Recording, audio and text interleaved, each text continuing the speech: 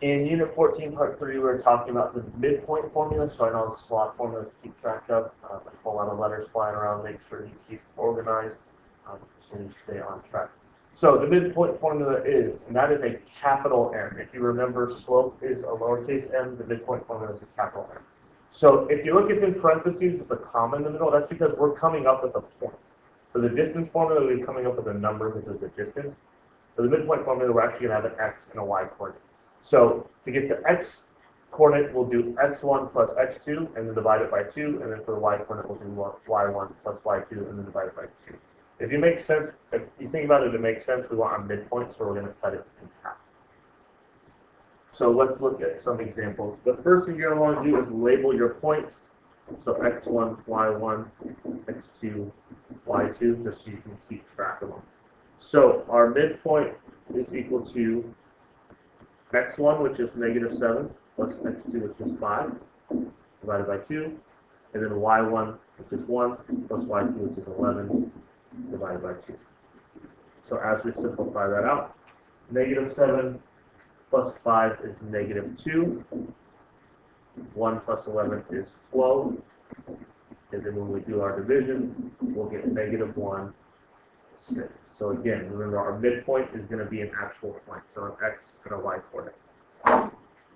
Number 2, I'll leave for you guys. I'm actually going to skip all the way down to number 4. So again, I want to start by labeling x1, y1, x2, y2. And now I can plug it into the formula. So I'll have -9 plus 3 divided by 2.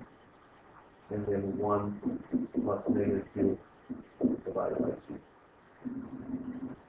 -9 plus 3 is -6. 1 plus -2 is -1. -6 divided by 2 is -3. And then -1 over 2, I can just leave it. -1/2, I can turn it into -0.5, whatever you want to do. So number 2 and 3, I'll have you guys do. If you come down here, they throw in a refresher on slope in this section.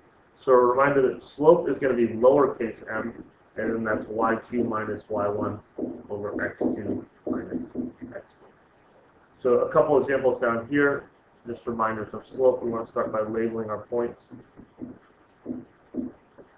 So little n equals 5 minus 7 over -3 minus 2.